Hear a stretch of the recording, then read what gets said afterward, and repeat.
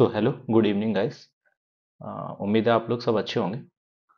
तो आज का वीडियो हम लोग देख रहे हैं, जैसे कि लास्ट वीडियो जो मैंने बनाया था उसमें मैंने एनटीपीसी और आईओसीएल को कंपैरिजन की थी कि आपको एनटीपीसी ज्वाइन करना है या आईओसीएल ज्वाइन करना है। उसमें डिफरेंट एक्सपर्ट्स को डिस्कस किया था।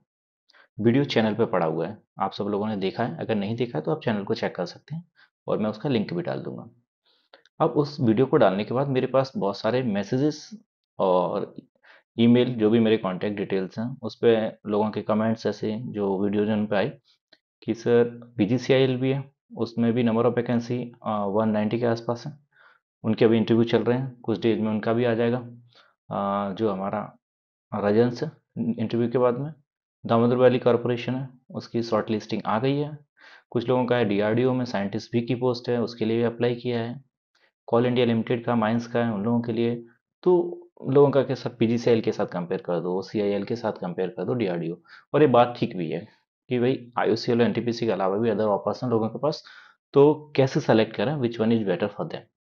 अब डिफरेंट पर्सपेक्टिव से देखो तो किसी के लिए एनटीपीसी अच्छा है, डज नॉट मीन कि उसके लिए आईओसीएल भी अच्छा है। किसी के लिए आईओसीएल अच्छा है, किसी के लिए दामोदर वैली कॉर्पोरेशन अच्छा है। वो डिपेंड करता है ओवरऑल लोकेशंस पे, उनका स्पेशलाइजेशन क्या है, उन चीज़ों पर डिपेंड करता है।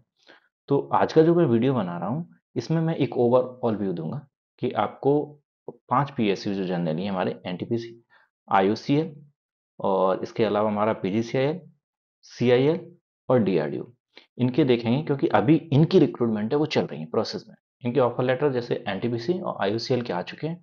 पीजीसीआईएल, सीआईएल, डीआरडीओ इनके कभी भी आ सकते हैं, इनकी प्रोसेस चल रही है। दामोदर वैली कॉरपोरेशन हो गया जैसे।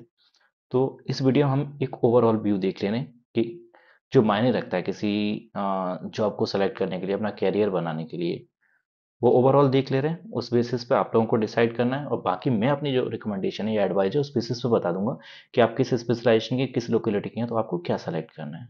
ठीक है। और जितना मुझे लग रहा है जो ब्रॉडली प्रोस्पेक्ट्स है वो मैं डिस्कस कर लूंगा। इसके बावजूद में कुछ बच जाएंगे तो वो लोग, आप लोग अगर लगता है ऐसा कुछ बच गया तो कमेंट्स बॉक्स कर देना। ओके। सो उनके आप कमेंट्स कर देना कमेंट सेक्शन में और मैं नेक्स्ट में उसका रिप्लाई कर दूंगा। अगर इतना रिलेवेंट कुछ लगता है, मेजर चीज छूटी है, तो उसका हम लोग एक और वीडियो देख लेंगे। Okay guys, so let's start. So okay guys, अब हम स्टार्ट करते हैं कंपेयर करना सभी को। जो ब्रॉडली प्रोस्पेक्ट्स है उन चीज को कंपेयर करेंगे, देखेंगे आप लोगों को क्या चूज करना है और आपके लिए क्या सूटेबल रहेगा। क्योंकि कैरियर आपको सेलेक्टिव होना चाहिए, कैरियर को लेके बहुत सारा आपकी लोकेशंस, आपका ग्रोथ, आपकी सैलरी, आपका जो वर्क, प्रोफेशनल और पर्सनल लाइफ वर्क बैलेंस होता है वो सब मेंटेन रहना चाहिए।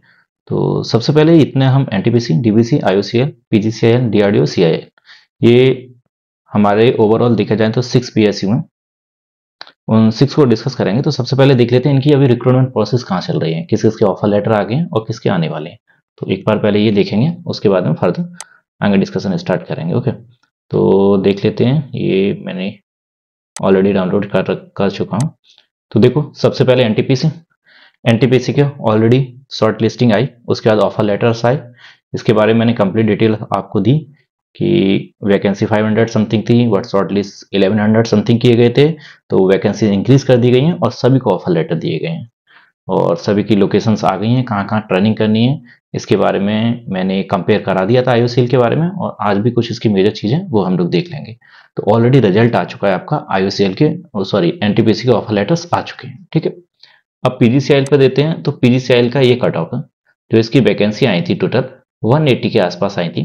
इंजीनियरिंग इलेक्ट्रिकल गेट पेपर ई, ये 2023 के थ्रू जो आया था उसकी कट ऑफ डाली है मैंने। जिनको बुलाया गया है इंटरव्यू के लिए और जीडी के लिए जो अभी चल रहा है, इसके बाद इनका भी ऑफर लेटर मुझे लग रहा है 1 महीने या 2 महीने के अंदर आ जाएगा। तो कट ऑफ आप लोग चेक कर सकते हैं स्क्रीन पे। इलेक्ट्रिकल की जैसे अपर की 41 गई है, ओबीसी एनसीएल 33 गई, 37 गई है, 0.33। तो इलेक्ट्रिकल का पेपर इस बार बहुत डिफिकल्ट आया था, इसके लिए कट ऑफ बहुत ज़्यादा कम गई है और वैकेंसी भी इस बार अच्छी खासी है, इस पर 120 के आसपास है इलेक्ट्रिकल की। तो देख लेंगे आप, एससी की 29, एसटी की 29, ईडब्ल्यूएस की 36, पीडब्ल्यू। ऐसे ही अगर हम सिविल में देखेंगे तो सिविल के कट ऑफ्स दिए हुए हैं, आप लोग चेक कर सकते हैं। तो पीजीसीएल का ओवरऑल है कि हाँ भाई इसके अभी ऑफर लेटर नहीं आए, बट 1 डेढ़ महीने के अंदर आ जाएंगे। तो कुछ लोगों का एनटीपीसी में हो चुका है, आईओसीएल के ऑफर लेटर्स आ चुके हैं, आईओसीएल में हो चुका है, पीजीसीएल में भी हो जाएगा। तो उन्हें सेलेक्टिव होना जरूरी है कौन सा ज्वाइन करना है। तो सबको आज हम लोग वन बाई वन देखेंगे। ओके। सीआईएल का था, CIL का भी प्रोसेस चल रहा है, इसके ऑफर लेटर्स नहीं आए हैं। तो इसमें जैसे हमारी माइनिंग, सिविल, जियोलॉजी इन की टोटल नंबर ऑफ सीट्स थी। इसमें हमारी जैसे इलेक्ट्रिकल इलेक्ट्रॉनिक CS की सीट्स नहीं है, 438 थी। तो सबसे ज़्यादा माइनिंग की सीट्स हैं। और माइनिंग के जो लोग हैं, स्टूडेंट्स हैं, जो कैंडिडेट हैं, उनके बहुत मैसेजेस आ रहे थे मेरे पास कि सर इसमें हेल्प करें, थोड़ा सा ज्वाइन करने में क्या बेहतर रहेगा, या थोड़ा गाइड करने में। तो आज इसको भी हम लोग कंपेयर करेंगे। उसके बाद DRDO की जो वैकेंसी आई थी उसका भी प्रोसेस चल रहा है। कुछ डेज में मुझे लग रहा है ऑफर लेटर इसके भी आ जाएंगे। साइंटिस्ट भी इन DRDO 181 वैकेंसी थी। तो इसमें वैकेंसी देखा जाए तो इलेक्ट्रिकल की मेजर थी, इलेक्ट्रॉनिक्स एंड कम्युनिकेशन इंजीनियरिंग की 49 थी, मैकेनिकल की 44 थी, कंप्यूटर साइंस की 34 थी, इलेक्ट्रिकल इंजीनियरिंग 5 थी। ओवरऑल देखा जाए तो हमारी वैकेंसी थी, जो ओवरऑल वैकेंसी है हमारी 181 के आसपास। ओके, ये दी हुई है हमारी ओवरऑल वैकेंसी। तो ओके, तो इसका भी प्रोसेस चल ही रहा है। और इसके अलावा CIL का देखें तो इसका ऑफर लेटर आ चुका है। जैसे click here to check your final result, ये हमारा किसका selection of graduate engineers in IOCL through GATE 2023। तो इसका कट ऑफ जो गया है, EWS का 41 गया है, जनरल का 45 गया है, OBC का शायद 38 के आसपास गया है। क्योंकि IOCL एक्चुअली अपना रिलीज नहीं करता, RTI के थ्रू पता करना पड़ता है। तो मेरे जानने वाले हैं, उनसे मैंने पता किया, 41 EWS का, 45 जनरल का है, 38 39 आई गेस OBC का है, SC का 35 के आसपास है। इसी सिस्टमेटिक वे में गए। तो इसके भी ऑफर लेटर आ चुके हैं। तो अगर हम देखें, NTPC ऑफर लेटर है, और PG इसके अलावा IOCL ऑफर लेटर है। और इसके अलावा देखें तो PGCIL का कभी भी ऑफर लेटर आ सकता है, अबाउट टू कम है। CIL प्रोसेस में चल रहा है, DRDO प्रोसेस में चल रहा है, कभी भी आएगा उसका। PGCIL okay. तो दामोदर वैली कॉरपोरेशन है, इसका हम देखेंगे तो दामोदर वैली कॉरपोरेशन, इनकी शॉर्ट लिस्टिंग आ चुकी है। तो दामोदर वैली कॉरपोरेशन का अगर मैं देखूं तो हमने डाउनलोड कर रखा है दामोदर वैली कॉरपोरेशन के लिए। PSU कंपैरिजन में जाएंगे, दामोदर वैली ये है हमारा। तो दामोदर वैली कॉरपोरेशन, इसकी शॉर्ट लिस्टिंग कैंडिडेट आ चुके हैं।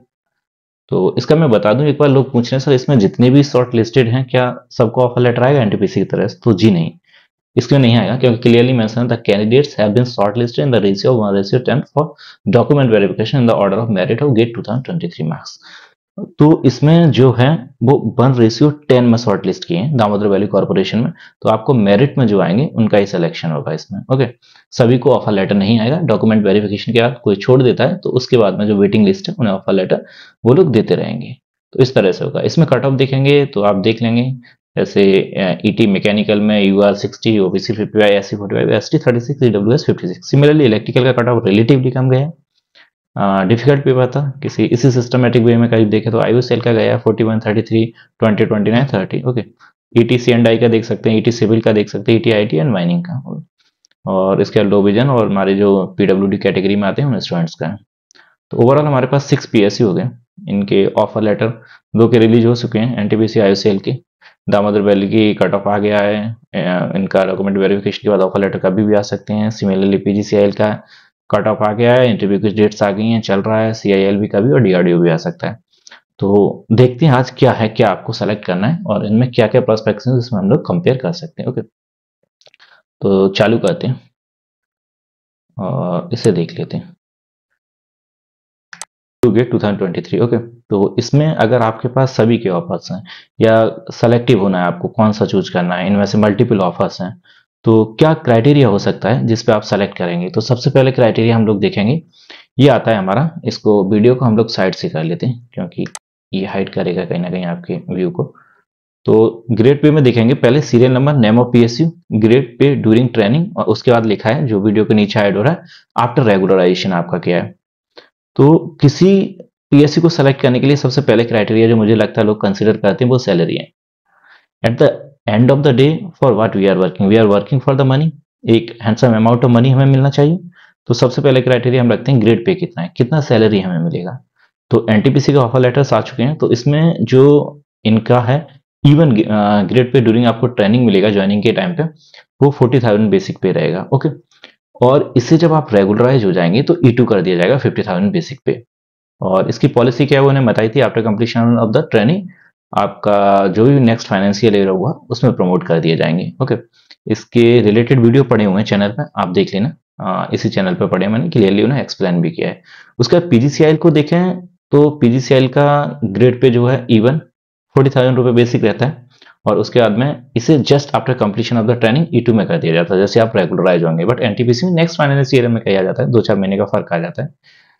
तो पहले क्या होता था, जो एग्जीक्यूटिव इंजीनियर्स होते थे या एग्जीक्यूटिव ग्रेजुएट इंजीनियर्स होते थे जिसमें पीजीसीएल में, उन्हें E3 में लिया जाता था। और जो प्रोसीजर थी E1 से E2 वाली, ड्यूरिंग ट्रेनिंग E1 और उसके बाद में E2 करना, ये असिस्टेंट इंजीनियर्स के लिए रहता था। एनटीपीसी हर साल 2 डिफरेंट टाइप की वैकेंसी को फिल करता था। एक एग्जीक्यूटिव इंजीनियर्स करता था, जिसे E3 में रिक्रूट करता था, और एक करता था असिस्टेंट इंजीनियर, जिन्हें E1 में रिक्रूट करके E2 में करता था। बट 2022 में उन्होंने कुछ रिक्रूट नहीं किया, और 23 में उन्होंने क्या करा, उन्हें मर्ज कर दिया। जो असिस्टेंट इंजीनियर है उन्हें एग्जीक्यूटिव इंजीनियर की कैटेगरी में डाल के, या बोलते एग्जीक्यूटिव इंजीनियर्स जो थे अलग से करता था वो, उन्हीं को उन्होंने असिस्टेंट इंजीनियर वाली कैटेगरी में डाल दिया और ग्रेड पे E1 से E2 कर दिया, जो कि इनिशियली E3 हुआ करता था। इनका वर्किंग कल्चर भी देखेंगे। एक बार सैलरी देख लेते हैं। आईओसीएल में आपका at the time of joining E2 50,000 basic पे, उसके बाद में आपको कितना मिल जाएगा आफ्टर हमारा ये हो जाएगा। ओके, तो ये देख लेंगे हम लोग। इसमें भी हमारा ओके, ये जो हमारा आईयूसीएल है, तो इसमें हमारा आईयूसीएल में क्या रहता है, इसमें स्टार्टिंग से ही हमारा E2 रहेगा ड्यूरिंग द ट्रेनिंग, और after completion the training regularize हो जाएंगे तो भी E2 हो जाएगा। कुछ पार्क एंड अलाउंसेस थोड़े से कम मिलते हैं ट्रेनिंग, उसके बाद वो भी मिलने रहते हैं। तो E2 से E2 ही रहता है आईयूसीएल में, जो कि इनिशियली देखा जाए 1-2 साल पहले तो ये भी E3 था, जो कि पीएसयू ने सभी ने कम किया है इनका कोविड की वजह से, तो इसमें है। अगर दामोदर वैली कॉर्पोरेशन में देखें, अगर 4th नंबर पे है, तो दामोदर वैली कॉर्पोरेशन में मैट्रिक्स 10 में 56,100 रुपए बेसिक पे। तो देखो, जनरली पीएसयूज में जाते हैं तो एग्जीक्यूटिव्स की कैडर जो होती है वो E0 से स्टार्ट होती है। E0 30,000 होता है, E1 40,000 बेसिक पे, E1 के बाद में E2 50,000, E3 60,000। बट हम जो गवर्नमेंट ऑर्गेनाइजेशंस में जाते हैं उसमें मैट्रिक्स स्टार्ट होता है, जो कि E2 को अगर आप कंपेयर करें तो मैट्रिक्स 10 के इक्वल होता है, 56,100। इवन दो डीवीसी है वो एक पीएसयू है हमारा, लेकिन इसे दामोदर वैली कॉर्पोरेशन है, तो इसमें इन्होंने जो हमारा मैट्रिक्स चलता है मैट्रिक 10, इसमें एग्जीक्यूटिव वाला कैडर फॉलो नहीं कर रहे हैं। तो इसमें आपका देखेंगे तो मैट्रिक्स 10 में बेसिक पे आपका 56,100 रहेगा, और आफ्टर रेगुलराइजेशन आपका उतना ही रहने वाला 56,100। अगर इसे ब्रॉडली देखें तो हम E2 से कंपेयर कर सकते हैं। E2 में बेसिक 50,000 है, इस पर 35% कैफेटेरिया अलाउंसेस मिलता है जितने भी हमारे पीएसयू हो गए। तो 60,000 का भी हमें कैफेटेरिया अलाउंसेस हो गया, तो करीब 66,000 इसका देखेंगे बेसिक हमारा इस तरह से हो जाएगा अगर काउंट करेंगे। उसके अलावा आपका जो डीए होता है वो मिलता ही है। तो डीबीसी की जो दामोदर वैली कॉर्पोरेशन का 56,100 है, उसे आप कंपेयर कर लो लाइक E2 ग्रेड पे है। सिमिलरली डीआरडीओ को कंसीडर करो लाइक E2 ग्रेड पे है। At the time of joining, after completion of the joining, उनका सेम ग्रेड पे रहेगा। ओके, सीआईएल में क्या होता है, E2 at the time of joining, तो मैंने बताया 50,000 बेसिक पे, लेकिन आपको जब ये रेगुलराइज करेंगे तो 60,000 बेसिक पे करते हैं। ओके, इसका रिलेटिवली हाई है अदर पीएसयूज में। अब एक बार इनका कंपैरिजन देख लें अगर हम लोग उस पॉइंट ऑफ व्यू से कि वर्किंग कल्चर किस तरह की रहेगी, तो इसमें वर्किंग कल्चर में देखेंगे हम लोग। Okay, pen selected already. NTPC, NTPC में आप लोग को पहले ऑपरेशन में डाला जाएगा। ऑपरेशन का मतलब सिंपल सा होता है, आपके कंट्रोल रूम में आपको रखा जाएगा। ओके, मेरे 2 शॉर्ट्स पड़े हैं कंट्रोल रूम में जो मैं बैठता हूँ उसकी मैंने डाले, तो शॉर्ट्स इस पे हैं, आप चेक कर लीजिए क्या रहता है। तो वहाँ आप बॉयलर डेस्क इंजीनियर रहेंगे या टरबाइन डेस्क इंजीनियर रहेंगे। सिमुलेटेड डेटा होता है पूरा, जो कि आपको कमांड्स देके उन्हें ऑपरेट करनी होगी, मशीनरी जितनी भी होंगी। तो जैसे कि आपको कंप्लीट मॉनिटरिंग करनी होगी आपके सिस्टम की, कितना लोड जनरेट करना है, कितनी डिमांड है, कोल फायरिंग कम करनी है, ज़्यादा करनी है, वाटर कितना सेंड करना है, स्टीम कितना, डिफरेंट टाइप के पैरामीटर्स को मॉनिटर करना होगा। ओके, ये शॉर्ट्स पड़ा हुआ है इस पर किस तरह का, तो आपको स्क्रीन दिख जाएंगी, बड़ी बड़ी लार्ज स्क्रीन होती हैं जिन्हें एलवीएस बोलते हैं, लार्ज वीडियो स्क्रीन। से एक आपका पर्सनल सिस्टम होगा जिसके थ्रू आप कमांड्स देकर उन्हें कंट्रोल करोगे। नाइट शिफ्ट रहेंगी, स्टार्टिंग में 5 ईयर्स का क्लियरली एनटीपीसी ने मेंशन करा है। मॉर्निंग इवनिंग नाइट, जो मॉर्निंग हमारी रहती है मैंने बताया था, सुबह हमारी 7 से 2, इवनिंग 2 से 10, और नाइट 10 से 7 बजे तक रहती है। 1-2 घंटा एनटीपीसी अदर में डिफरेंट करती रहती है कॉम्पनसेट करने के। पीजीसीआईएल आपका हो गया, तो आप पीजीसीआईएल में अगर आप देखेंगे तो आपका जो वर्किंग कल्चर पीजीसीआईएल का है, उसमें जब आपको असिस्टेंट इंजीनियर एग्जीक्यूटिव इंजीनियर्स बनाएंगे तो जनरली उनका पीजीसीआईएल का जो वर्क है वो ट्रांसमिशन से रिलेटेड है। जैसे हम क्या करेंगे, जितना भी पावर जनरेट करेगा एनटीपीसी वो किसके थ्रू जाता है, पीजीसीआईएल को जाता है जो ट्रांसमिट करता है। और ट्रांसमिट करने के बाद ये जो डिमांड मैच करना पूरा रहता है, वो हमारा काम किसका रहता है, जो हमारा पोसोको है, या बोलेंगे ग्रिड इंडिया कंट्रोलर जिसका नाम कर दिया गया है, वो कंट्रोल करता है। तो ये हमारी एक हायरार्की है, कैसे जनरेट करना है, ट्रांसमिट करना है, किसको कंट्रोल करना है, ग्रिड इंडिया कंट्रोलर को। तो पीजीसीएल में अगर आप जाएंगे तो ट्रांसमिशन से रिगार्डिंग आपको सब स्टेशन पे बैठना होगा कि हाँ हमारे कोई पर्टिकुलर सब स्टेशन पे जो हम सप्लाई दे रहे हैं कितनी डिमांड है, कितनी हमें फॉरवर्ड करनी है, उसमें स्टेप ऑफ स्टेप हम जो भी कर रहे हैं उन्हें मेंटेन करना। और इसमें आपको जनरली सब स्टेशन पे पोस्टिंग मिलेगी। तो उनकी टाउनशिप इतनी बड़ी नहीं होती पीजीसीएल में, लेकिन यह नाइट शिफ्ट का इतना ज़्यादा वो नहीं रहता आपको, क्योंकि कंटिन्यूस मॉनिटरिंग इतना नहीं है जितना आप जनरेट कर रहे हैं उस टाइम पर है। ठीक है। आईओसीएल में अगर आप देखेंगे तो आईओसीएल का सिंपल सा है, और बाकी की चीज़ें मैंने आगे स्लाइड्स ली उसमें लोकेशन सब डिस्कस करेंगे। आईओसीएल में आपको तीन, मैंने जो बताया हमारी तीन कैटेगरी कौन कौन सी हो जाएंगी, जो मैं ऑलरेडी बता चुका हूँ, मार्केटिंग, रिफाइनरी और पाइपलाइन। तो इसमें जनरली लोग मार्केटिंग को प्रेफर करते हैं, वो सिटीज में पोस्टिंग मिलती है आपको, और डीलिंग करनी होती है, सिंपली जो भी होगी पब्लिक डीलिंग रहती है। एचआरए मिलेगा आपको, क्योंकि टाउनशिप तो नहीं मिलेगी, क्योंकि किसी भी सिटी में दे देंगे। आप अपने घर के पास रह सकते हैं। पाइपलाइन में जहाँ जहाँ पाइपलाइन पड़ रही है वहीं रहना होगा, और रिफाइनरी में तो काइंड ऑफ टाउनशिप जो एनटीपीसी की जनरेटिंग स्टेशन है इनकी रिफाइनिंग स्टेशन से वहाँ रहना होगा। ओके। अब दामोदर वैली कॉर्पोरेशन की वर्क कल्चर की बात करें तो ये हमारी वेस्ट बंगाल और झारखंड में है। दामोदर वैली का इट्सेल्फ मतलब है कि ये एरिया है हमारा जो वेस्ट बंगाल और झारखंड में, उसमें इनके प्लांट है, लेकिन अभी एक्सटेंड कर रहे हैं और अदर पार्ट ऑफ इंडिया में भी बना रहे हैं, लेकिन जनरली ये झारखंड और वेस्ट बंगाल में ही है। डीआरडीओ की जो लैब्स हैं वो ऑल अक्रॉस द इंडिया है, साइंटिस्ट भी की पोस्ट मिलेगी, तो इसमें एक पर्टिकुलर लोकेशन नहीं कुछ ऐसा है, बट हाँ सिटी में आसानी से पोस्टिंग मिल जाएगी डीआरडीओ में। सीआईएल आपको पैसा बहुत देगा, E2 E3 है बहुत, आई मीन कंपेरेटिवली जो अदर पीएसयू हैं, बट हाँ इसमें लोकेशंस का बहुत इशू होता है, आपको माइनिंग साइट्स पर रहना होगा, बहुत डिफिकल्ट होता है वहाँ रहने के लिए लोकेशंस के। तो ग्रिड पे का एक ओवरऑल पिक्चर आप देख सकते हैं। अगर आपको मनी मैटर करता है तो देखो, एनटीपीसी, पीजीसीआईएल, आईओसीएल, डीवीसी और डीआरडीओ, इनका अमाउंट जो है सैलरी का वो ऑलमोस्ट इक्वल है, इसमें बहुत ज्यादा डिफरेंस नहीं है। सीआईएल का थोड़ा रिलेटिवली हाई दिख रहा है, बट उनके डिडक्शन ज्यादा होते हैं, तो उनका भी उसी कैटेगरी में आता है E2 में, क्योंकि माइनिंग में थोड़े रिस्क ज्यादा रहते हैं हेल्थ को रिगार्ड्स, तो वे कुछ एक एक्स्ट्रा डिडक्शन करते हैं जिससे प्रोबेबली बाद में रिफंड कर देते हैं। ओके, तो आगे चलते हैं। इसके बाद में हम बॉन्ड का देख लेते हैं। बॉन्ड का एक इशू आता है कि भाई आपने सैलरी ज्वाइन कर लिया, कोई कंपनी ज्वाइन कर ली सैलरी को देख के, अब उसमें ये इशू आ गया कहीं आपको स्टेट में जाना है या कहीं सेंट्रल गवर्नमेंट अदर ऑर्गेनाइजेशन में जाना है। स्टेट में जनरली कभी कभार होता है बॉन्ड ट्रांसफर नहीं हो रहा, तो एक बॉन्ड प्रॉब्लम होती है। तो एनटीपीसी का बॉन्ड है वो 5 लाख का है। 5 लाख का जनरल ओबीसी ईडब्ल्यू और 2.5 लाख का SC/ST और PWVD का है। और एक तो बॉन्ड का अमाउंट होता है कि भाई आप बीच में छोड़ के जा रहे हो तो अमाउंट भर दो, या होता है कि आपको बॉन्ड कंप्लीट करना है तो मिनिमम टेन्योर जो है ईयर्स है वो सर्व करो कंपनी के लिए, तो 3 ईयर्स है, जो एक्सक्लूडिंग ट्रेनिंग 1 ईयर की ट्रेनिंग होती है। तो आप एक तरह 4 साल का ज्वाइन करने के बाद 4 साल के लिए कंपनी के लिए काम करना होगा। ओके। पीजीसीएल एग्जैक्ट सेम है, 5 lakhs जनरल ओबीसी ईडब्ल्यूएस और 2.5 SC/ST PWD, 3 ईयर्स प्लस हमारा 1 ईयर ट्रेनिंग। ओके।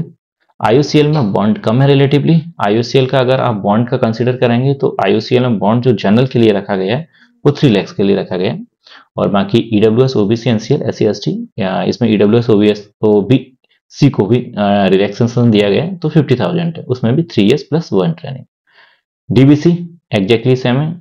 तो ऊपर के देखो, जो एनटीपीसी, पीजीसीएल और डीबीसी है ना, उसमें बॉन्ड पे आप कोई रेफरेंस नहीं कर सकते, सभी का सेम है। 5 lakh, 2.5 lakh, 5 lakh general OBC WS, 2.5 lakh category में। और आपका ईएस देखेंगे टेन्योर तो हमारा कितना है, 3 ईयर्स एक्सक्लूडिंग ट्रेनिंग। डीआरडीओ ये हमारा सेंट्रल गवर्नमेंट, प्योर गवर्नमेंट है, तो इसमें बॉन्ड का ऐसा कोई इशू नहीं है, और अमाउंट मैंने बताया था इसका बेसिक पे 56,100 है। ओके, तो डीआरडीओ में बॉन्ड का कोई इशू नहीं है। सीआईएल में देखेंगे तो 3 lakhs है फॉर ऑल कैटेगरी। ओके, और 5 ईयर्स एक्सक्लूडिंग ट्रेनिंग, तो इसमें ईएस ज्यादा है, नंबर ऑफ ईयर्स 6 ईयर्स के लिए। अमाउंट रिलेटिवली कम है बट नंबर ऑफ ईयर्स ज्यादा है। तो पहला आप सैलरी पे डिस्क्रिमिनेट कर सकते हैं इन चीजों को, कौन सा ज्वाइन करना है। तो सैलरी पे मुझे देखा जाए तो इतना डिफरेंस नहीं है, ऑलमोस्ट सभी की सैलरी सिमिलर काइंड की, बहुत ज्यादा डिफरेंस तो नहीं है सैलरी में, बट अदर पैरामीटर उन्हें देखेंगे। बॉन्ड की बेसिस पे भी आप डिसाइड नहीं कर सकते क्या ज्वाइन करना है। हाँ, वर्किंग कल्चर एक फैक्टर है जो डिफरेंट ऑर्गेनाइजेशन डिफरेंट है। जैसे एनटीपीसी में बात करोगे तो आप स्टार्टिंग में इलेक्ट्रिकल के हो, इलेक्ट्रॉनिक्स के हो, मैकेनिकल के हो, ये 3 स्पेशलाइज ऐसे हैं कि आपको ऑपरेशन में ही जाना है, मतलब सब एक साथ काम करेंगे आप, वेदर मैकेनिकल है, इलेक्ट्रिकल है या फिर इलेक्ट्रॉनिक्स है। उसके बाद में स्पेशलाइजेशन होता है आपका 5 ईयर्स के बाद, जैसे इलेक्ट्रिकल वाला ईएमडी में चला जाएगा, इलेक्ट्रिकल मेंटेनेंस डिपार्टमेंट में। आपका मैकेनिकल वाला मैकेनिकल मेंटेनेंस डिपार्टमेंट में चला जाएगा, और इलेक्ट्रॉनिक्स वाला C&I में, कंट्रोल एंड इंस्ट्रूमेंटेशन में चला जाएगा। तो यहाँ डिफरेंस रहता है। और अदर ब्रांच का जैसे देखें, मैंने बताया पीजीसीएल में इलेक्ट्रिकल से रिलेटेड वर्क देखते हैं, इलेक्ट्रिकल की ज़्यादा सीट्स आती हैं। मैकेनिकल का उनका इरेक्शन से रिलेटेड रहता है, नए प्लांट्स बन रहे हैं, उनके स्ट्रक्चर ड्रॉ हो रहे हैं। सिविल भी सिमिलर रहता है। तो ओवरऑल देखा जाए तो इलेक्ट्रिकल, मैकेनिकल और इलेक्ट्रॉनिक्स का स्टार्टिंग में सिमिलर काइंड ऑफ वर्क रहता है। और सीएसआईटी को हम किसी बेसिस पे नहीं देख सकते, क्योंकि उनमें सभी पीएसयू में सिमिलर वर्क है। उन्हें जो हमारा इंटरनल सर्वर जो होता है या इंटरनेट बोलते हैं, उसको कंप्लीटली मॉनिटर करना होता है, उनको ही देखना होता है। उसमें जो भी प्रॉब्लम्स आ रही है उन्हें फिक्स करना होता है, उन्हें एडवांस करना होता है। बाकी ईएसएस मॉड्यूल हो गए जो होगी, उन्हें फिक्स करना होता है। तो सीएसआईटी का सिमिलर मुझे लग रहा है ऑलमोस्ट सभी पीएसयू में सिमिलर काइंड ऑफ वर्क ही है। ठीक है, तो आप सैलरी और बॉन्ड अमाउंट देख सकते हैं। इस बेसिस पे भी आप कोई डिसीजन नहीं ले सकते। हाँ, वर्किंग कल्चर के बेसिस पे डिसीजन ले सकते हैं आप। और अब पोस्टिंग लोकेशंस पे आते हैं। एनटीपीसी में क्या है, NTPC will be posted outside home state for 5 years. तो ये एनटीपीसी में 2016 से ये पॉलिसी लाया है कि किसी का भी होम पोस्टिंग नहीं दे रहा है 5 ईयर्स के लिए। ये उसमें कोई डॉक्यूमेंटेड नहीं है, बट ये ट्रेंड फॉलो हुआ है। देखा जाए तो ये ट्रेंड है, कहीं आपके ऑफर लेटर में लिंक लिखा होगा, बट 5 ईयर्स तक वो होम आपको पोस्टिंग नहीं देता, अनटिल अनलेस आपकी कोई इस तरह की इमरजेंसी नहीं है, अगर आपको कोई जेन्युइन रीजन नहीं दे पा रहे हैं आप अपने ट्रांसफर के लिए, कहीं बाहर हुआ है तो। जनरली नेबरिंग स्टेट्स में दे देता है, जैसे आप यूपी के तो बिहार में दे देगा, झारखंड में दे देगा, या आपको हरियाणा में दे देगा। सिमिलर जो नेबरिंग स्टेट होंगे उसमें दे देता है, दूर भी दे सकता है। तो ये भी नहीं। पीजीसीएल का अगर एनटीपीसी का आप देखें तो होम से बाहर रहना पड़ेगा आपको 5 साल के लिए। तो लोकेशन मायने रखती है, तो एनटीपीसी आपको डिफिकल्ट होगा। टाउनशिप अच्छी देता है एनटीपीसी, मैंने यहाँ से खुद ट्रेनिंग की है, तो आपको ट्रेनिंग के टाउनशिप के कुछ वीडियोस हैं या जो मेमोरीज हैं मैं दिखा दूंगा एक दो वीडियो में, 2-4 मिनट का। बट ये डिफिकल्ट होगा। आप यहाँ डिसीजन ले सकते हैं पोस्टिंग लोकेशंस पे आपको कौन सा ज्वाइन करना है। एनटीपीसी घर के पास नहीं रह पाएंगे, आपको अगर घर के आसपास रहना है तो एनटीपीसी जरूर ना करें। PGCL may gate near your city sub station. तो पीजीसीएल में क्या है, सब स्टेशन होती हैं जो ऑलमोस्ट हर सिटी में होती हैं या नियर बाई सिटी होती हैं, बहुत ज्यादा रिमोट लोकेशन में नहीं होती। तो पीजीसीएल में आपको घर के पास पोस्टिंग मिलना बहुत आसान है। बट यहाँ ड्रॉबैक्स क्या है, ड्रॉबैक ये आपको यहाँ टाउनशिप लाइफ नहीं मिलेगी। आपको जो कॉलोनी डेवलप करके देता है एनटीपीसी, में दिखाऊंगा नेक्स्ट वीडियो में, जिसमें आपके क्वार्टर्स हो गए, क्लब्स हो गए, शॉपिंग कॉम्प्लेक्स हो गए, ग्राउंड्स हो गए, कॉलेज हो गए, सब फैसिलिटी रहती है, सेफ्टी सिक्योरिटी होगी।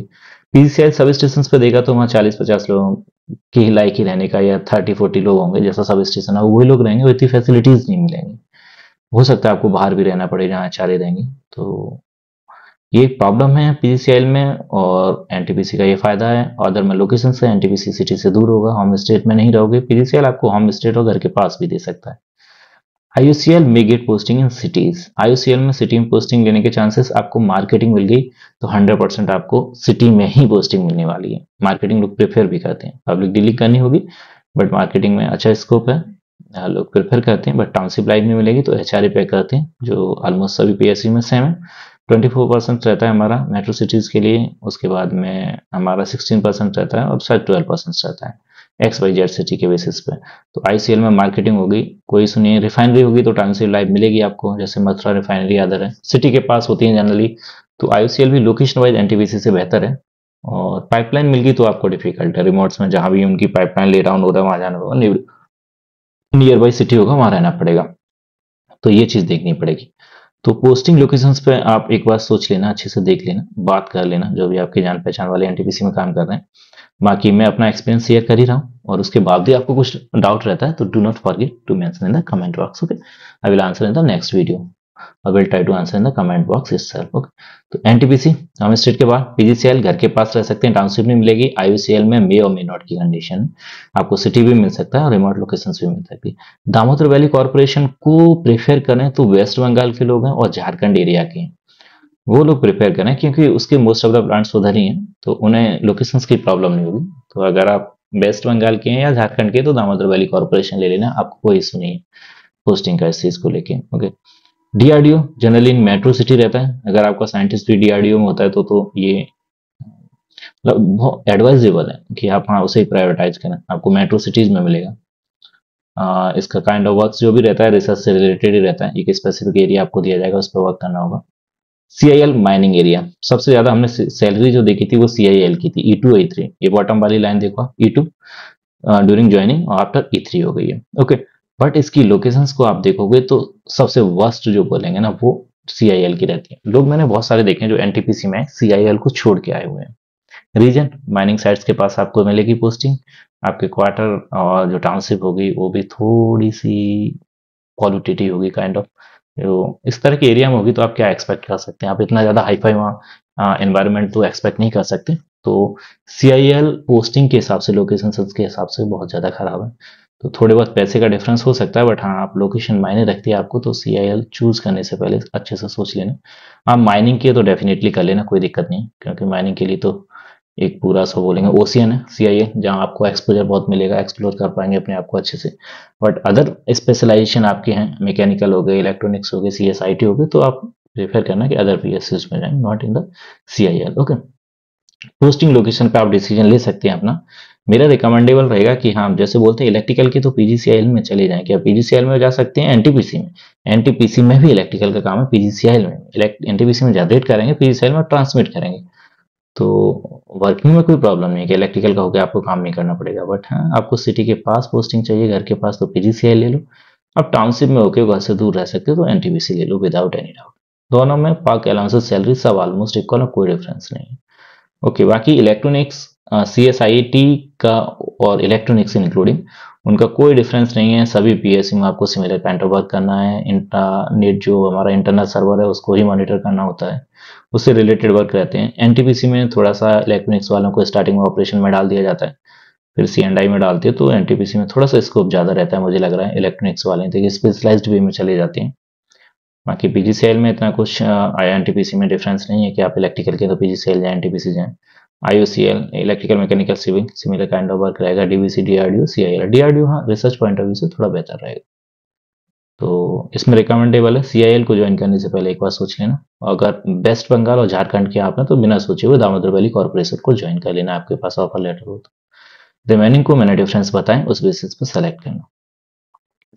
अब आते हैं हम लोग एक वीडियो देख लेते हैं जो NTPC का ड्यूरिंग ट्रेनिंग मैंने दिखाया था। तो NTPC का भी मोस्ट ऑफ द प्लांट है वो सुपर क्रिटिकल प्लांट्स है। सुपर क्रिटिकल प्लांट मतलब एक एडवांस टेक्नोलॉजी, नई टेक्नोलॉजी जो मोर एफिशिएंट है देन और सब क्रिटिकल जो पहले होते थे, अब तो अल्ट्रा क्रिटिकल भी आ रहे हैं। प्लांट्स क्लीन रहते हैं, इनकी टाउनशिप अच्छी रहती है। मैं कुछ पिक्स दिखा रहा हूँ, ये वीडियो एक देख लूँ। तो ये प्लांट का ही ड्यूरिंग ट्रेनिंग मैंने ज्वाइन किया, वो इसे रिकॉर्ड किया था। तो हार्डली 25 सेकंड का आप देख लो इसे, फिर चलेंगे आगे। तो ये प्लांट का व्यू है पूरा, super critical thermal power plant है।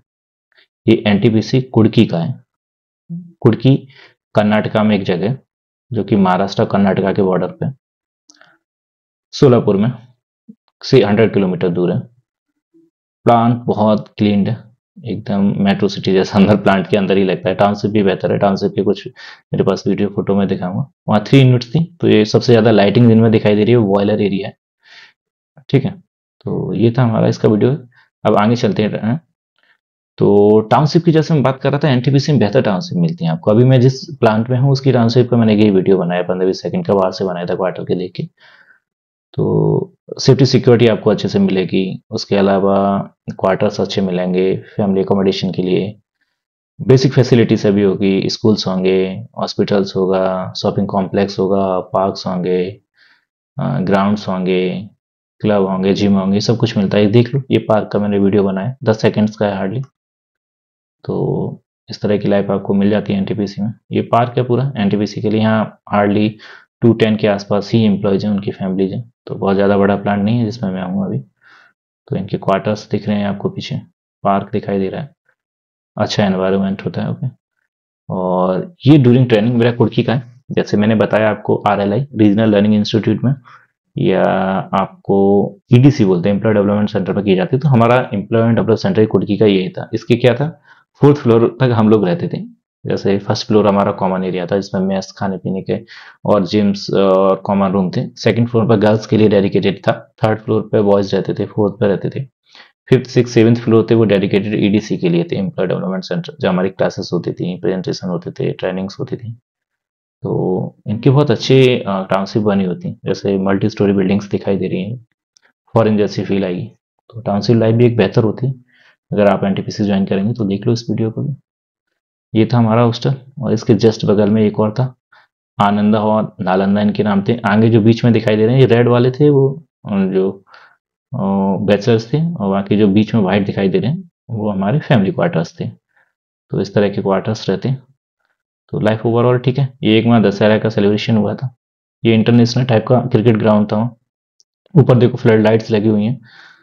तो टाउनशिप लाइफ ओवरऑल ठीक है। एनटीपीसी मुझे लग रहा है आपको कितना छोटा, मैं जिस प्लांट में अभी that is the smallest plant of the NTPC, और इसका भी ठीक है रहने के पॉइंट ऑफ व्यू से। इसमें कोई इस तरह का कंसर्न नहीं है। सेफ्टी, सिक्योरिटी, बेसिक फैसिलिटी सब कुछ है। और बाकी अदर बड़े प्रोजेक्ट्स हैं उनकी तो टाउनशिप बहुत बड़ी है। जैसे कुड़की 2400 मेगावाट का तो बहुत बड़ा प्रोजेक्ट है। मैं अभी वो 390 मेगावाट का है, तो रिलेटिवली स्मॉल है। स्टेट गवर्नमेंट का प्रोजेक्ट था बिहार का, जिसे एक्वायर कर लिया एनटीपीसी ने कम्प्लीटली। पहले ये सब्सिडी था, अब एक्वायर कर लिया। ओके, तो ये दशहरा देख लो कैसे सेलिब्रेट कर रहे हैं। ये ग्राउंड है पूरा इंटरनेशनल टाइप का ग्राउंड था।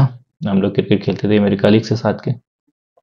तो ग्राउंड में ही हम लोग सेलिब्रेट कर रहे थे पूरा। तो इन वीडियो दिखाने का मतलब सिंपल है कि आपकी लाइफ कंफर्टेबल रहेगी। टाउनशिप में भी ऐसा कोई कंसर्न नहीं है कि आपको रहने की कोई इशू हो। बट हाँ, ये सिटी से दूर रहेंगी, उसी में आपकी दुनिया होगी पूरी। फैमिली रख सकती हैं वहीं पर अपनी। और बाकी मैंने डिफरेंस बताई है इधर में। इसके बाद जो ट्रेनिंग कराता है एनटीपीसी, तो ये आईआईटी रुड़की मैंने लिखा है, ये एक्सटेंडेड कैंपस आईआईटी रुड़की का, जो कि ग्रेटर नोएडा में। ये ग्रेटर नोएडा में हमारा है, और परी चौक से पहले ही पड़ जाता है ये मेरा। वहाँ पे जो भी नॉलेज पार्क सेकेंड है उसके पास। तो यहाँ एनपीटीआई की ट्रेनिंग हुई थी, नेशनल पावर ट्रेनिंग इंस्टीट्यूट। तो इनके मॉड्यूल बहुत अच्छे रहते हैं ट्रेनिंग के। एनटीपीसी की 1 ईयर में आपको जो ओवरऑल माइंड डेवलपमेंट होता है टेक्निकल फील्ड में, वो करेंगे आपके। तो इसका एक छोटा सा मैंने भी वीडियो बनाया, देख लें, जब मैं बॉक पे निकला था। ये आई गेस दिसंबर में मेरी लास्ट ईयर ट्रेनिंग हुई थी। तो ये टेक्नोलॉजी सेंटर है, यहाँ हमारी ट्रेनिंग हुई थी। लेफ्ट में आईटी रुड़की लिखा है, ये हमारा हॉस्टल था। एक मतलब काइंड ऑफ 5 स्टार हॉस्टल की तरह बोलेंगे। फैसिलिटी थी, सब कुछ अच्छे से, ट्रेनिंग कराते हैं। इसके बाद में देख लेते हैं मेडिकल एंड अदर अलाउंसेस क्या रहते हैं एनटीपीसी में। तो देखो, जितने भी पीएसयू हैं, मिनी रत्ना हो, नवरत्ना हो, महारत्ना हो, अगर आप रेगुलर एम्प्लॉय हैं, कॉन्ट्रैक्ट बेसिस पे नहीं है, फिक्स टेन्योर पे नहीं है, तो मेडिकल जो रहता है वो cover their on and their families. तो आपका और आपके जो डिपेंडेंट हैं, जैसे कि आपके पेरेंट्स हो गए, आपके सिस्टर ब्रदर बिलो 18 ईयर्स हो गए, या आपके स्पाउस एंड बच्चे हो गए, आपकी वाइफ हो गई, उनके आपके बच्चे हो गए, तो उनका रहता है। और जितने भी हैं मिनी रत्ना, नवरत्ना, महारत्ना, मैंने बताया, अगर आप रेगुलर एम्प्लॉय हैं तो वो अनलिमिटेड रहता है मेडिकल का। उसमें कोई कंसर्न नहीं है। आपका जितना भी कॉस्ट आएगा, उनके इम्पैनल्ड हॉस्पिटल्स होते हैं, एनटीपीसी के इम्पैनल्ड हॉस्पिटल है। इम्पैनल्ड का मतलब होता है जो प्राइवेट हॉस्पिटल उसके साथ टाई अप होता है उनका। जैसे कि फोर्टिस ले लो, अपोलो ले लो, वेदांता ले लो, और बड़े बड़े सिटीज़ में जो हॉस्पिटल हैं उससे सबके साथ टाई अप है। तो आप उन्हें ओपीडी आईपीडी रहता है। ओपीडी मतलब आप दिखा के कंसल्ट करके वापस आ रहे हैं, तो 20% डिस्काउंट मिलेगा। 80% पे करना होता है, बाकी जो 80% पे करा है उसे क्लेम कर दो पोर्टल पे, तो 100 वापस हो जाता है आपका, जितना अमाउंट लगा है। अनलिमिटेड है, उस पर कोई लिमिट नहीं है। जितने भी आपके मेडिकल में आ रहे हैं वो लोग, उनके लिए, डिपेंडेंट्स के लिए। बाकी आईपीडी होता है कि यहाँ एडमिट हुए, कुछ हुए हैं, तो आपको मेडिकल कार्ड मिलता है जो एक एटीएम कार्ड की तरह होगा, उसे स्वैप करा दो तो सब भी पे ऑफ हो जाता है। तो मेडिकल फैसिलिटी तो अनलिमिटेड और बहुत बेहतर है। एनटीपीसी में कोई इशू नहीं है, और अदर पीएसयू में सिमिलर काइंड ऑफ इशू है। तो इसके लिए कोई कंसर्न नहीं है आपको। और बाकी रहनी है टाउनशिप की लाइफ से, मुझे लगा एनटीपीसी बेहतर है, बट वही है कि घर से बाहर रहोगे स्टार्टिंग में 5 ईयर्स के लिए, तो आप स्टेट से ही बाहर रहने की चांसेस बहुत ज़्यादा है। तो ये चीज़ है। अगले आगे देख लेते हैं। अब अदर अलाउंसेस को एक बार देख लो। मैं इसको हटा लेता हूँ एक बार वीडियो को। ओके,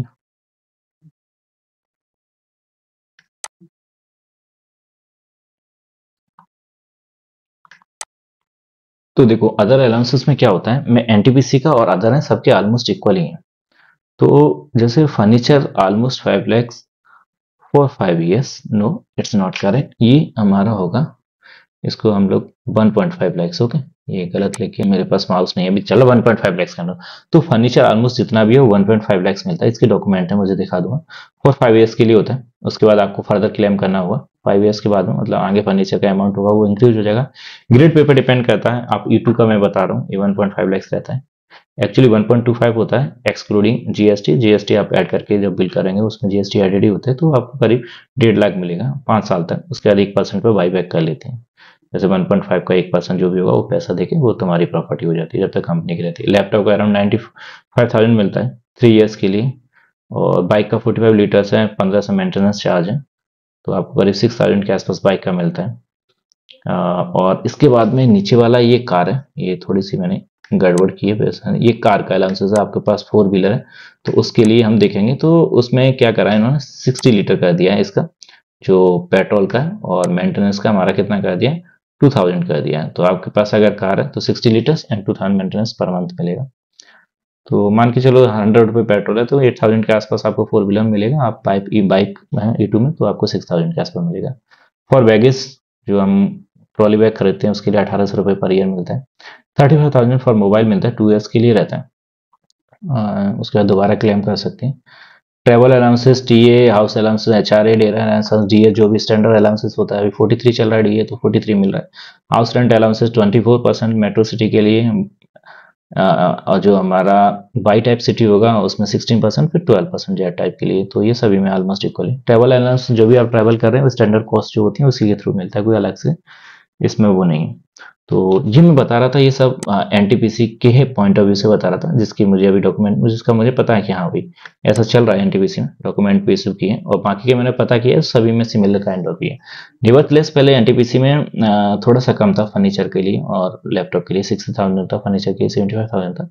इस बार उन्होंने मॉडिफाई कर दिया फीडबैक्स लेके, क्योंकि वो भी एक लोगों का वो हो जाता था स्विच करने का, दूसरी कंपनी में जाने का अलाउंसेस, तो वो एनटीपीसी ने अब खत्म कर दिया है। तो ये आप लोग देखेंगे तो देख लेते हैं इसका, ये हमारा ये ऑफिशियल मैंने डॉक्यूमेंट डाला है तो इसे देख लेते हैं एक बार। फोटो को थोड़ा सा ऐड कर लेते हैं वीडियो को।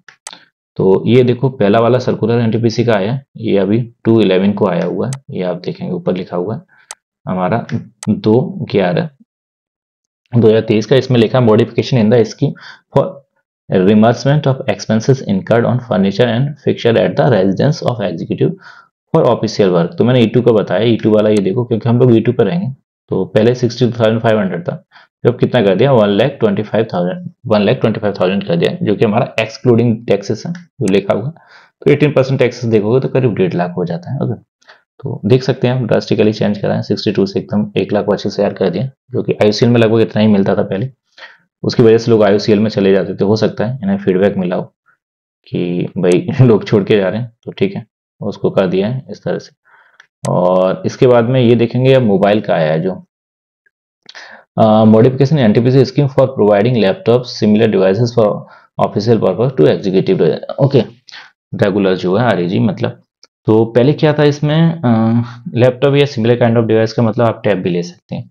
तो E2 से E4 में पहले 60,000 था, जैसे मैंने बताया, ये देख सकते हैं आप, पहले 60,000 था, जो बढ़ा के कितना कर दिया, 80 कर दिया, एक्सक्लूडिंग टैक्सेस है। तो टैक्सेस लगाएंगे तो आपको करीब 90,000 के आसपास, 94,000 के आसपास आएगा। तो ऑफिशियल डॉक्यूमेंट्स हैं, आईयूसीएल में इतना ही है और पीजीसीएल में भी इतना ही है। बाकी डीवीसी और डीआरडीओ का मुझे एग्जैक्ट आइडिया नहीं है, बट काइंड ऑफ ठीक है। अब उसमें एनटीपीसी में आप इस बेसिस पे फर्नीचर या अलाउंसेस के बेसिस पे आप दूसरी कंपनी ज्वाइन करना आपको डिफिकल्ट होगा, अगर इस तरह का कोई कंक्लूजन निकालना चाहिए, क्योंकि वो चीज़ खत्म ही कर दिया एनटीपीसी ने, इक्वली कर दिया सभी के। ओके, फिर आगे चलते हैं। Okay, that was the last one. So तो हमने सभी डिस्कस कर लिए, देख लेते हैं एक बार। ओके, इसमें ओवरऑल डॉक्यूमेंट्स तक डिस्कस कर लिए, और ओके इस पहली स्लाइड्स पे आते हैं हम लोग।